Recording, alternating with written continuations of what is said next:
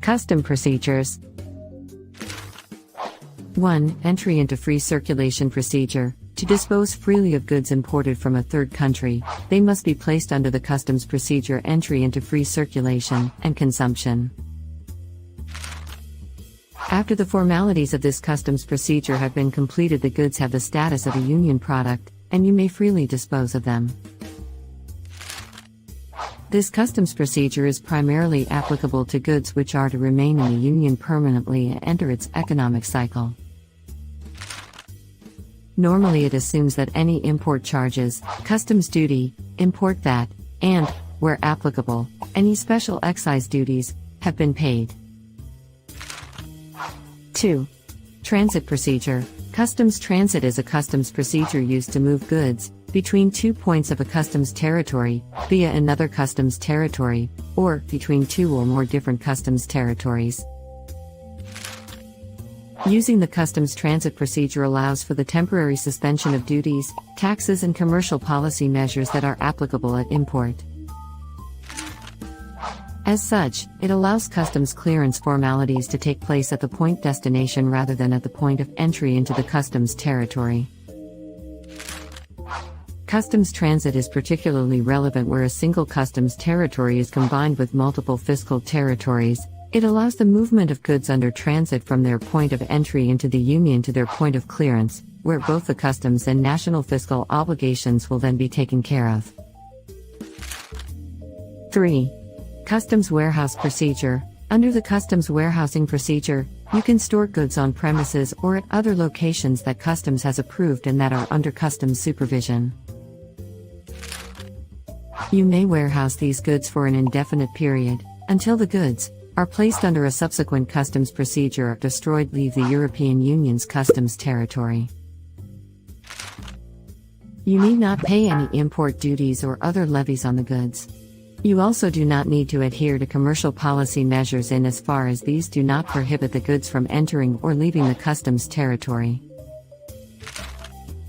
This may be economically advantageous to you. You can also use the customs warehouse as a distribution center. 4. Inward processing procedure. Inward processing means that non-union goods are imported in order to be used in the customs territory of the Union in one or more processing operations, for instance, for the purposes of manufacturing or repair. When imported, such goods are not subject to import duty, other taxes related to their import, such as VAT and/or excises. Commercial policy measures. Inward processing procedure is designed to give businesses the possibility to process goods imported from outside the customs territory of the Union even before they decide, according to logistical, commercial, or other conditions, whether to sell the finished products within the Union or outside. The inward processing procedure can also be used for goods which just have to undergo standard forms of handling intended to preserve them, improve their appearance or marketable quality, or prepare them for distribution or resale. After the processing operations, the processed products can be either re-exported or released for free circulation in the EU. The latter would imply the obligation to pay import duty and taxes, as well as the application of commercial policy measures. In addition, it is also possible to store processed products under customs warehousing or in a free zone. An authorization from the customs authorities is required for the use of the inward processing procedure. The competent customs authorities must specify the period within which the inward processing procedure is to be discharged.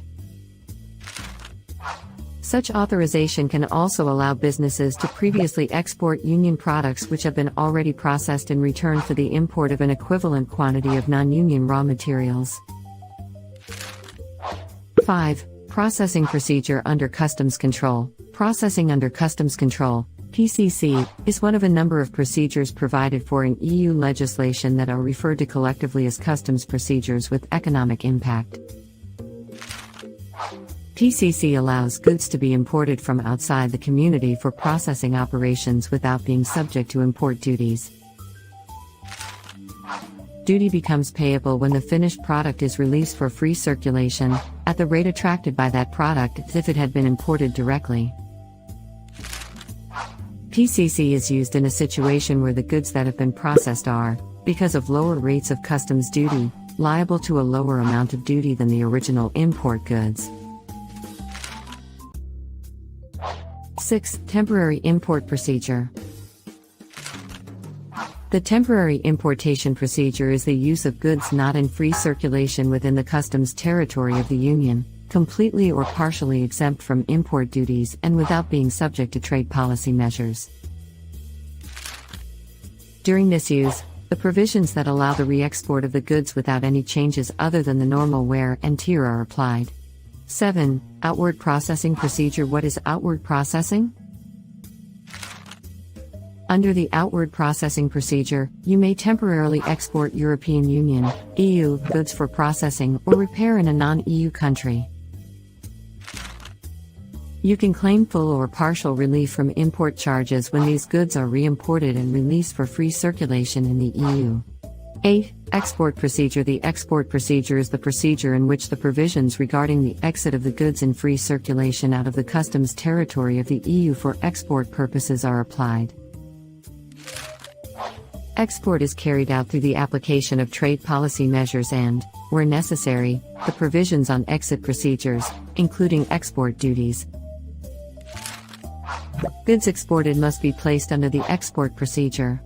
A customs declaration must be lodged electronically in the requisite form. Upon export, the goods cease to be community goods.